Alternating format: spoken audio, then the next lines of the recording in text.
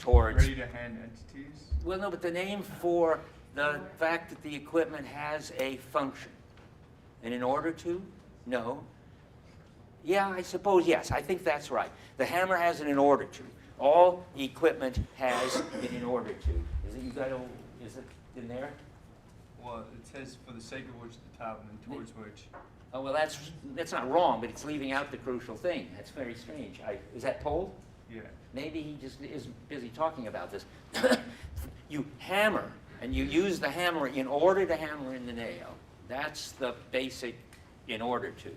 And then towards, say, building a house, for the sake of, say, being a carpenter or a homemaker or whatever it is, the for the sake of which, this is going to turn out to be very important when we go into the details, the for the sake of which is how this activity ties up with the identity of the person performing the activity.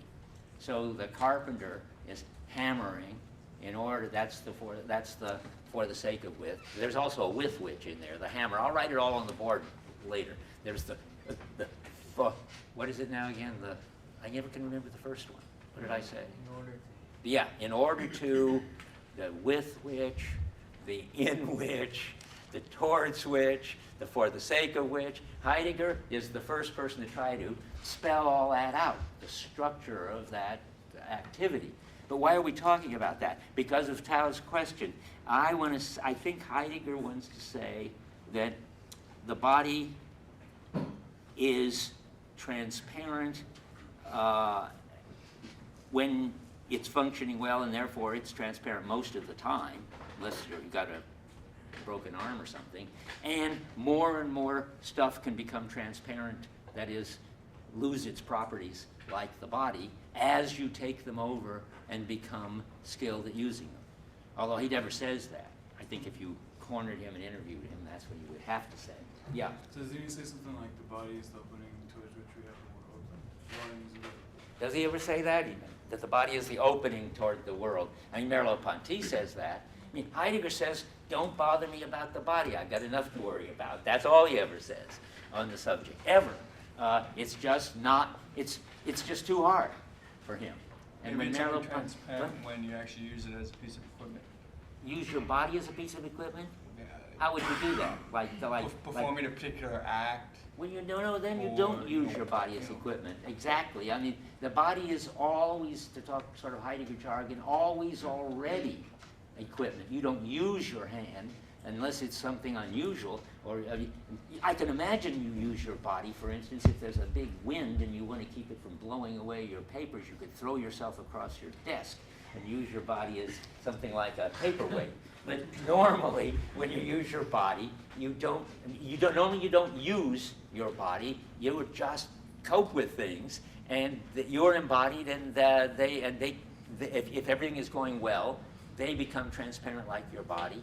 And that's what I meant when I said, I didn't realize this was going to be an interesting issue, that when I said, when equipment is functioning at its best, you don't experience it as having properties. And now I want to say, that is, I'll add, when experience is functioning at its best, then like your body, you don't experience it as having properties at all. You just experience the task, and what you experience, something is getting done. That's, you keep your eye on the task, not on the equipment, Heidegger would say. Somebody over here wanted to say something? Oh, yeah. Where? Okay. But you wouldn't say that every action that I perform with my body would be coping. You would say something is coping and some things are not, because they're more intentional than that. I suppose. Can you give an example? I guess you give the example of the time when I'm in the elevator and I'm kind of moving away from other people, but that's a way of coping. Yes. But then maybe if I would write on the board, that wouldn't be a way of coping.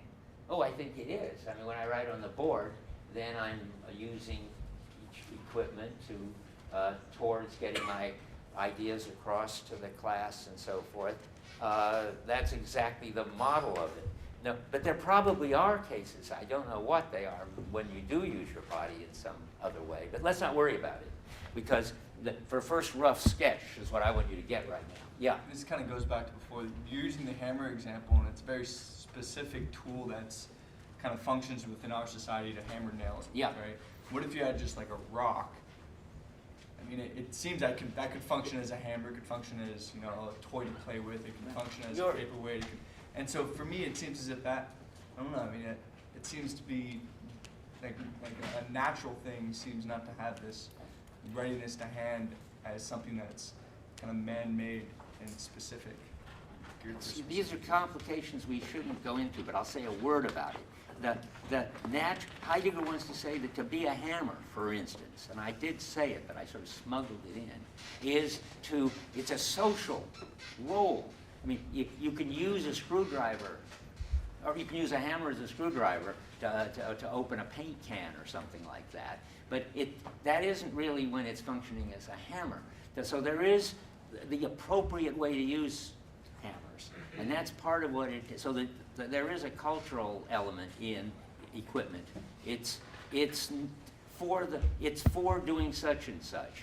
And now there is also, well, no, I don't want to say more about that. Yeah, go ahead. Could you say it's also an abstracting context, let's say like a work of art? Would that be a tool as well? Well, okay, interesting. Suppose I stopped and said for a minute, you think Heidegger's got, when he's got these two modes of being, the present at hand and the ready to hand, that he thinks that he's got all the ways of being? Let me sort of jump ahead. And are there other ways of being? I would have asked in a minute. And he's got one of them that Heidegger comes across in 1933. When is that? About 5 years after publishing Being in Time. And he writes this very interesting essay, The Origin of the Work of Art, in which it's clear that the work of art is not present at hand, and it's not ready to hand. It has an entirely different way of being. And it turns out that they're probably, animals have presumably an entirely different way of being. And it turns out he talks in him for a moment when he's talking about signs. You'll read him talking about the primitives who have other ways of being than the present at hand and the ready to hand. So this is not meant to be an exhaustive list. And it's interesting how it seems in Being in Time, I think, to Heidegger, pretty much that he's got at least what non-primitives all have in common. They have these two modes of being, and that's it. But he soon begins to realize that there are other modes of being. And I'm going to tell you before the end of the hour some other interesting thing he comes to realize about being, but we're not ready for it yet. Okay, so, but now, yeah. Is this the hammer's mode of being, or is this like our mode of being while using the hammer? Or is it It's just the like, hammer's mode of being. When the hammer withdraws, in Heidegger jargon, and functions transparently in my jargon, its mode of being is readiness to hand. And when the hammer just lies there as a shank and a blob, then its mode of being is presence. Okay. Those are the right kind of questions to keep track of. So now let me see where we are, because I want to get to the next thing in a hurry. Okay, I'm ready. There is another mode of being, much more obvious than all these interesting marginal ones that I named, like works of art and animals. What other mode of being besides the substances and equipment, to use their everyday names, the being of substances, the being of equipment, and what? Or isn't there something important? Humans? What?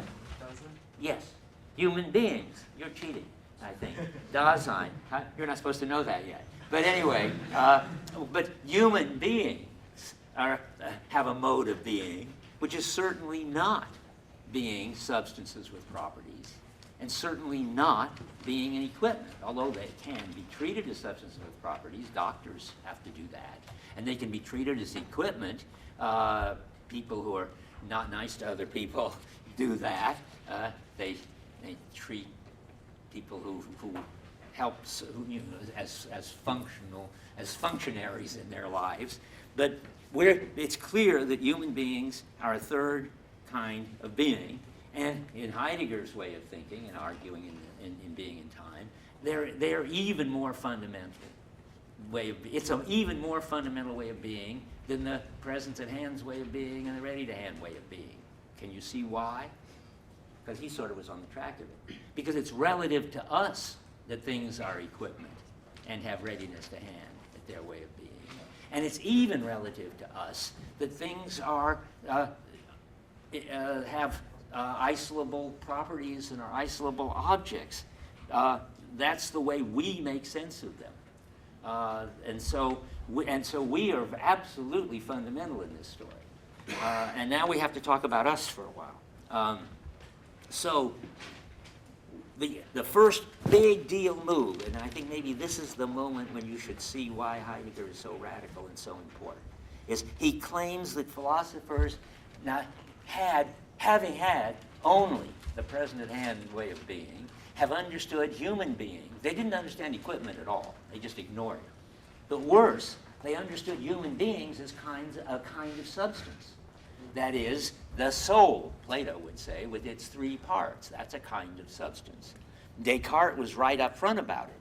We are res cogitans. We are a thinking thing. We are self-sufficient thinking things. Even if the world didn't exist, we'd still be thinking things. Then there's Leibniz, again, self-sufficient monads. How many come across monads? And you would if you had 25B, I hope. Anyway, so monads are self-contained, and that's what we really are. Then Kant thinks we're transcendental subjects, and Husserl comes around with transcendental subjectivity, which is very similar. And lest you think those are all big, fancy philosopher talks, and philosophers don't talk that way anymore, lucky you, you've got John Searle. John Searle thinks we're minds, and minds are self-sufficient things with their intentional content, which could exist in principle whether the world existed or not. The view is still around. And Heidegger thinks that is just wrong. That is just hopeless. I mean, just as you couldn't grasp the hammerness of hammers in terms of the present at hand, boy, you can't grasp the mode of being of human beings with either of these other modes of being. And it's obviously a radically different mode of being. And again, you wonder, and that's what makes Heidegger so interesting, how could anybody have missed that? How could philosophers have been treating us as present at hand entities for 2,000 years? And don't ask me. Heidegger says, of course, we're not like that. And so he has to tell us what we are like, and he has to give a name to this mode of being that we are, or have, I guess we are. We are Dasein. That means, if you took it apart, their being, which is sort of better to say, actually, in English, you'd say being there. In a sense, you could say that means we're the place where it all happens. Where it happens that there's equipment, and it happens that there are substances. It happens in a clearing or an opening that we provide. Let's see, I was going to jump ahead. No, let me see. Yeah. So, I mean, just to make it parallel, so the actual mode of being would be existence. So You're right. So the mode of being of Dasein, that's very important. Heidegger calls existence. Put that here. The reason I didn't mention it is because I was saving it for next time. We have to define what you'll see in your reading for next time. He's going to tell you what the mode of being of what existence means. I mean, he wants to say human beings exist, and hammers don't exist, and trees don't exist, and God doesn't exist. The way he's going to use the word exist, it's just a question of terminology. Only human beings exist. And what is it about human beings that make them special and make their being there? You have to have a special name for what they do. Well, that's what we have to find out next time. I'm not ready to go there yet. But we are already seeing we're not self-sufficient substances. We're not equipment. Well, and Merleau-Ponty sort of helps a bit. He says we're open heads turned toward the world. That is, I think for Heidegger, we are perceiving and acting from some perspective, each of us.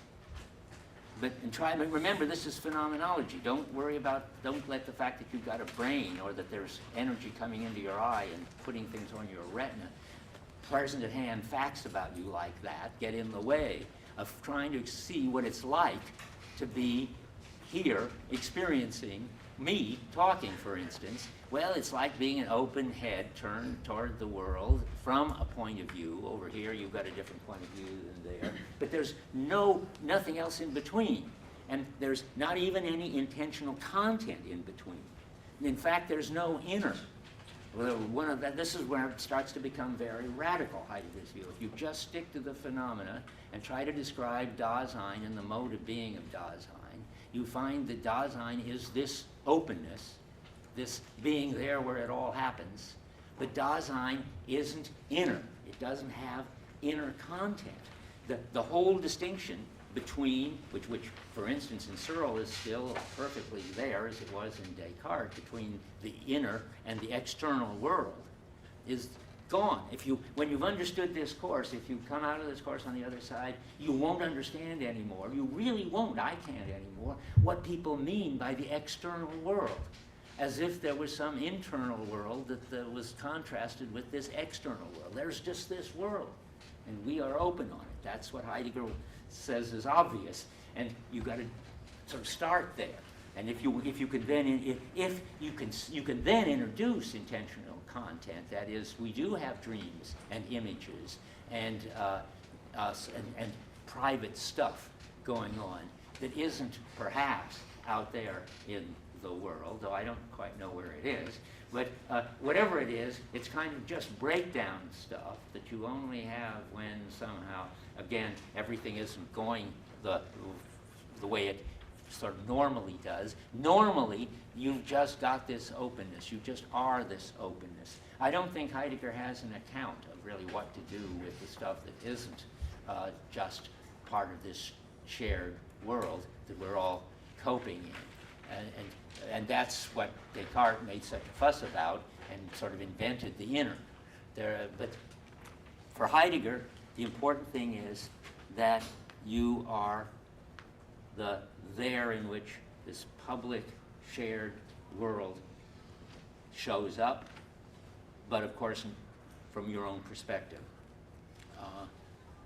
And what's wrong with the present at hand mode of understanding, then, isn't that there isn't any such thing as a present at hand mode of understanding, even of us, even of mental content. This is where I'm trying to say where Searle fits in.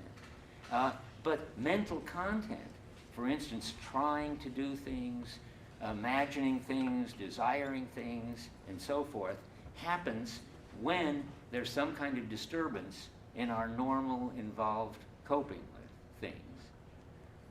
So that in a certain sense, you'll hear me saying this about Searle a lot concretely when we get to particular issues. It's never that the Husserl-Searle position is wrong. It's always that it comes in too late. That it's always on the basis of us already being involved in coping, already in a shared, holistic, cultural, equipmental whole, that individual minds with their individual content can be experienced and be dealt with. And it's a question of what comes first. And so far I've said that what comes first is the coping before, and you could have been a coper without ever reflecting on your inner content. But you couldn't be reflecting on your inner content if you weren't a coper. You wouldn't be there. But more important, and now the last move, we just got 5 minutes, I mentioned, sort of smuggled in just now, that all of this happens on a background. Now you'll see that Searle also has a view about the background, and that makes him, in an interesting way, closer to Heidegger than Husserl is. By the way, I keep saying Husserl. I don't know if you know, I was going to write it on the board. So Heidegger's teacher is Husserl, and Heidegger was Husserl's assistant. And Heidegger learned a lot from Husserl about phenomenology, but in the end, he thought Husserl was all wrong. So, but now, and Husserl doesn't have any view of the background. And one of the interesting questions to bear in mind if you're going to take these two courses back to back is, how does Heidegger's notion of the background relate to Searle's? Deep, interesting question. I used to think they were the same, but I now think they're radically different. But, okay, but so let's go. One thing, what is this background? Well, it's this whole social, cultural bunch of equipment and shared social skills for dealing with the equipment. It's all on the basis of that we deal with any particular thing. So, and that's when Heidegger comes close to Wittgenstein, because Wittgenstein also talks about the background. The background are the shared social practices. That's the most fundamental thing. You'll see in Heidegger, he calls it familiarity. Our familiarity with the world is the most basic thing. On the basis of that, we use equipment. On the basis of that, we can stare at substances and note their properties. On the basis of that, we can even understand the Dasein and even understand that there could be inner content to minds, but always on the basis of the background.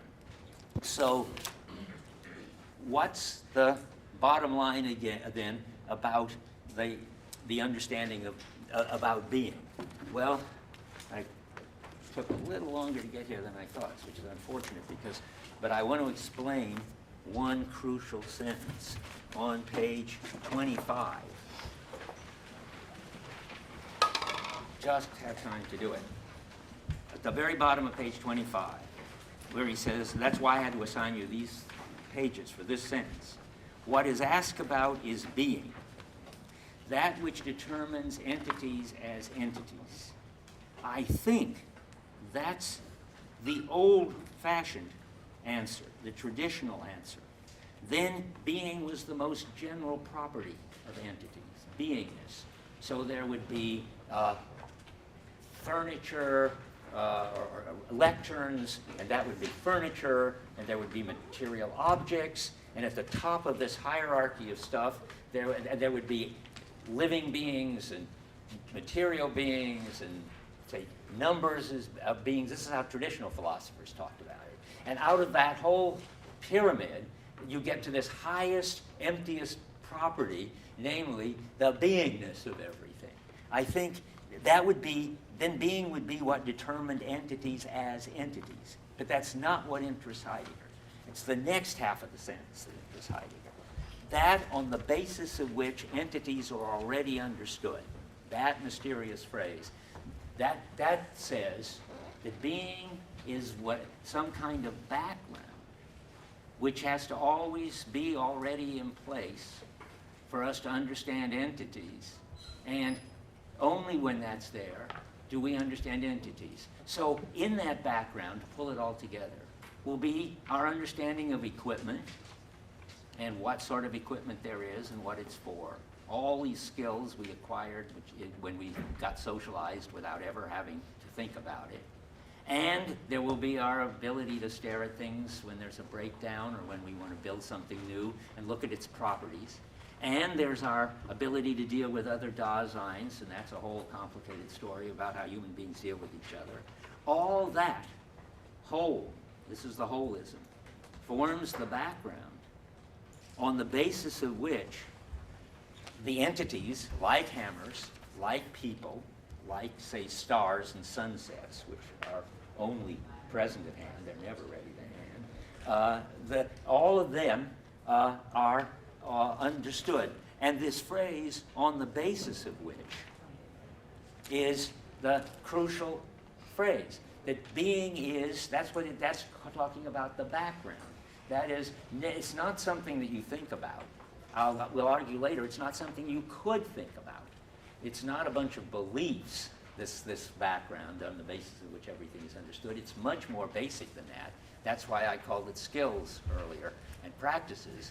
But that needs a lot of explaining. And this word Worauf hin, that's in German at the top of 26. I'll keep you posted. The translator, remember I said I would say how the translator really blows it in an important word? This on the basis of which is the word that refers to the background. It's being is, finally, Not, there is presence at hand, that's a kind of being. There is Zuhandenheit, that's a kind of being. There is Dasein, that's a kind of being. But what do they all have in common that makes them being? Well, when they are all modes of coping which form a holistic background, which enable you to deal with any particular thing or person that you can deal with. And being is Heidegger's name for that background, those skilled social practices. And the vorauf hin gets translated, I just have to warn you, the towards which doesn't make any sense at all, the upon which doesn't make any sense at all. They got it right the first time, but they just blew it after that. Whenever you see this word, always think on the basis of which, always think background, and always think that that's when he's talking about what he means by being. And now I just want to say one more thing. What's that? Could you write the word down, please? The vorauf hin? Okay, yes, because you don't have the book in front of you. Okay.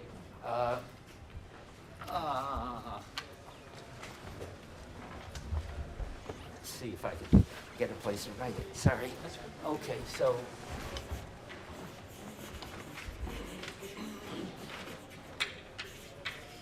On the basis. And the radical ontological move, and this is the last thing I'm going to say, is that's not a property, that's not a substance, that's not a Dasein, but the most important thing, this background, in terms of which everything else becomes intelligible, which is a way to put it, because that's the understood, the background on the basis of which all sorts of entities are understood at all, that's being.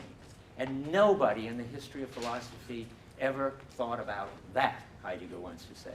But that's what he's thought about, and that's what he's going to talk about. And we'll start next time talking about Dasein. If you didn't already hand in the Oh, it's on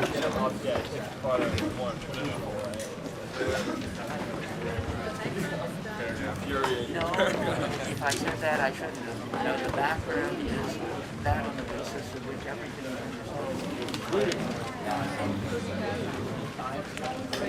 I will ask you about this question because I'm working for work until 11. It's been a nice symmetrical day that class from 11 to 5. Good for you. Oh, that's the terrific topic. Where are you coming from to do that? Germany, from Leipzig. Okay, great. Well, yeah, I'll see you in office hours. That's terrific. Okay, hi. Hey, how you doing? Do you have that site for the different senses of being that Martin Heidegger talked about with primitive societies? Do you know Yes, where that's well, written? yeah, I can tell you pretty fast. It's in the section on signs, and that's about 40-something. Oh, it's in Being and Time. It's in Being and Time in the section called Signs. Did you have that? Wow. I didn't turn on my tape. I made a copy. Oh, really? Did you have one? Was it up here on the Yeah, it desk? was up here. I put it up Oh, earlier. wow, that is important. Can you loan it to me? I'll get it to you. Okay. And the Foucault article. That's on your website? Oh, I think it's on my website. Okay. I think it's called Being in Power.